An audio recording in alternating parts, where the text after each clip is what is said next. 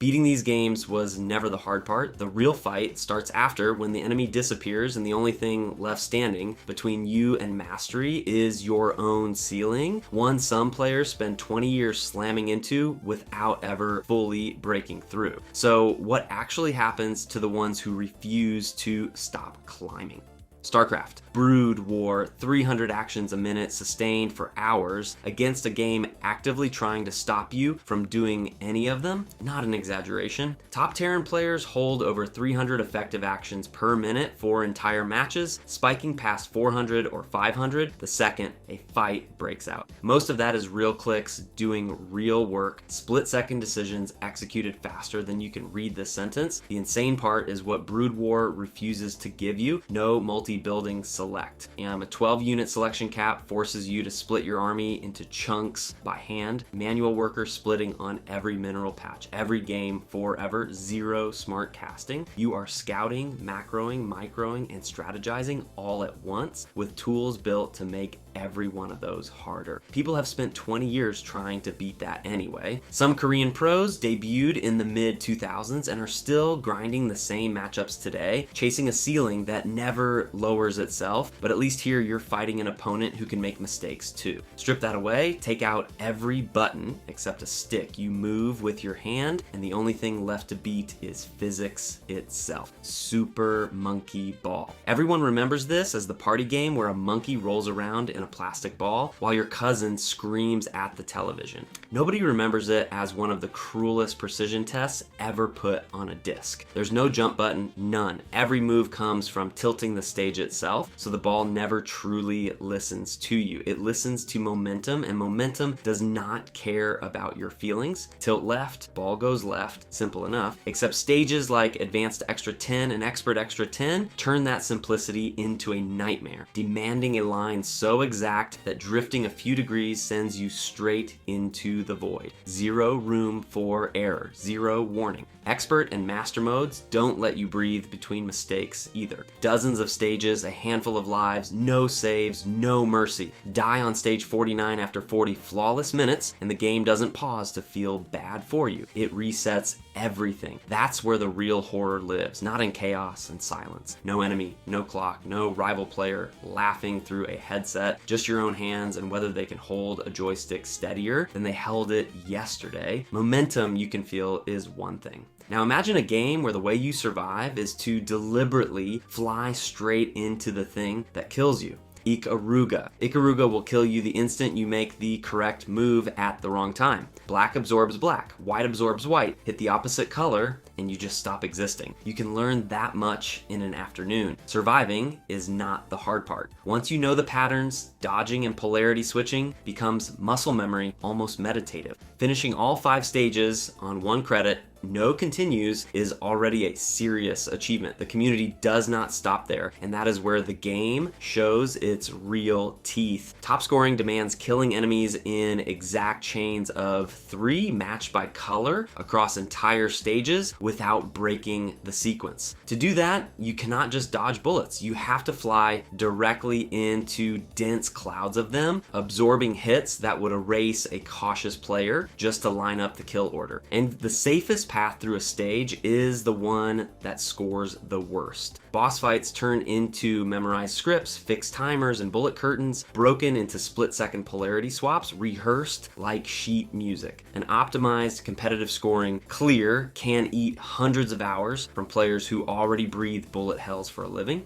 The moment you stop dying, the game hands you a second game hiding inside the first. And this one punishes hesitation instead of rewarding it. Somewhere in a dark room, a player restarts stage 4 for the 200th time. Chasing a chain nobody is forcing them to chase because surviving stopped being the point long ago. Flying into danger for a bigger number is one obsession, but what if the number you're chasing is invisible and losing by 100th of a second feels exactly like winning? TrackMania. A player can drive a visibly flawless lap for a full minute straight and still lose to someone they will never see, hear, or beat in a race. Not because they made a mistake, because somewhere in that lap, a corner existed that they didn't even know was a corner. That's the ceiling in TrackMania, and it's not made of difficulty, it's made of resolution. The online ladder holds millions of uploaded replays, and on the most contested maps, world records get separated by 0.01 to 0.05 seconds, not seconds, hundredths. Tech and full speed maps push cars through drifts and airtime at speeds equivalent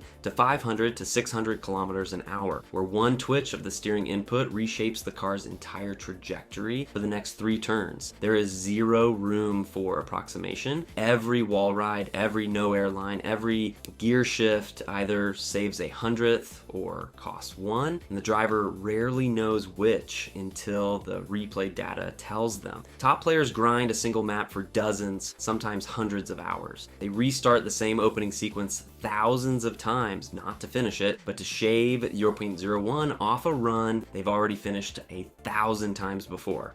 In some events, the entire gap between first and 10th on a map sits under 1/10 of a second. 10 players, each one convinced they nailed it, separated by less time than it takes to blink. That's the part that should sound familiar by now, the self-imposed bar climbing again, except this time the bar is invisible and it never stops moving. Chasing an invisible margin alone is punishing enough. Now stack 4 other people onto that grind where any one of them cracking under pressure erases everything the rest of you mastered. Dota 2, one player can hit every last hit, dodge every skill shot, execute a flawless laning phase, and still lose before the 20-minute mark because of something happening on the other side of the map that has nothing to do with them. That is the mastery Dota 2 demands. Over 120 heroes, each with multiple abilities, talent trees, and item paths, create a combinatorial space once you factor in 5 hero lineups, counter picks, and enemy itemization. Then the ground shifts, patches land every few months, and rewrite hero stats and entire metas, so the build that got you to the top of the ladder can become dead weight overnight. High MMR players run a full dashboard in their heads at all times. Now, creep, equilibrium, rune timings, glyph and smoke cooldowns, buybacks, the Roshan timer, vision control, enemy item progression, all tracked, while 500 milliseconds from death. Reaching the top 1% of MMR can take thousands of games at 30 to 50 minutes each, and that player still isn't within shouting distance of pro level. Because the hardest part was never the mechanics, it's shot calling, reading win conditions, staying level-headed when 4 teammates aren't. Depending on 4 other people is one nightmare. Now go fully solo again, but hand control of your run to a dice roll that can hand you a perfect build or a death sentence before you touch a button. The Binding of Isaac, a flawless 40-minute run in The Binding of Isaac can die to a single decision that took less than a second to make. That is not an exaggeration. Repentance carries over 700 items and trinkets, dozens of characters, and dozens of transformations, tangled into synergies and anti-synergies so dense that top players are not reacting anymore.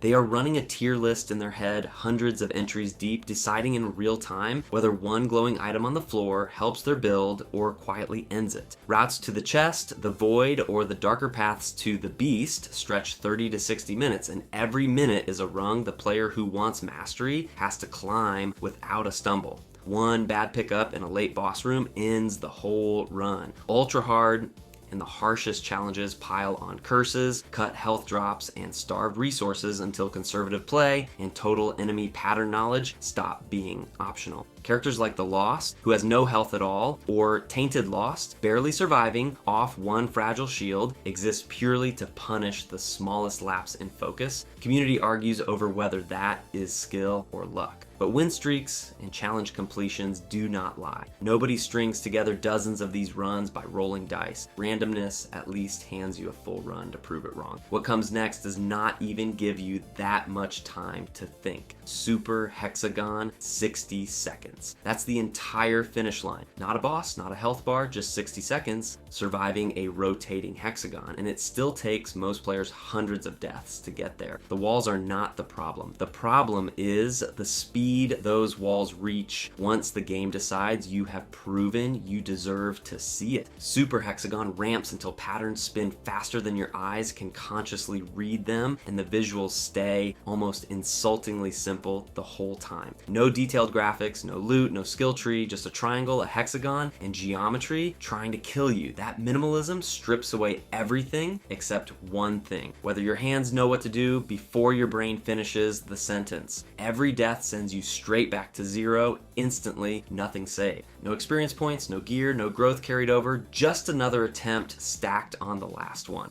Exactly like the runner from earlier, watching a flawless run die in one room and starting again anyway. Veterans say something genuinely strange happens next. Enough hours in, conscious thought stops being part of the process. Movement turns into pure subconscious rhythm. Mastery here does not mean thinking faster. It means thinking less until eventually you are not thinking at all. Shutting your mind off works when survival is the only goal. But there's a game where doing nothing gets you killed in 2 hits, where hiding is death, and the only way to live is to run straight at everything trying to end you. Ninja Gaiden. On Master Ninja difficulty, hiding behind your shield is the fastest way to die. That single fact breaks every instinct you've built up your entire life. Common enemies kill you in 2 or 3 hits. There's no slow, cautious version of this game that lets you survive on patience. Ninja Gaiden Black and Sigma flip hard but fair on its head. You cannot turtle through Master Ninja, plant your feet and play safe, and the game punishes you harder than if you'd charge straight into the blades. Mastery means iframes threaded through combo routes, on landing cancels fired at exact windows, and weapon matchups so specific that some fights are basically unwinnable without one correct tool equipped. Bosses layer in patterns built to punish the defensive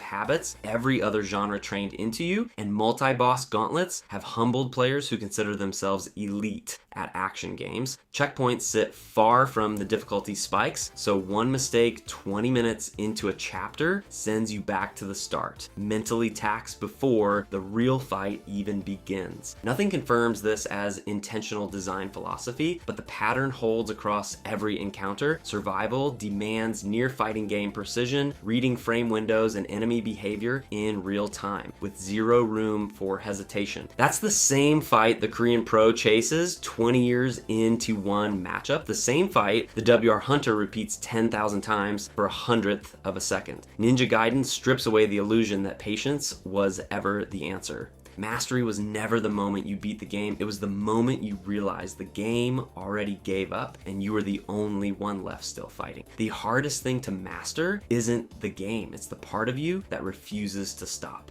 If you enjoy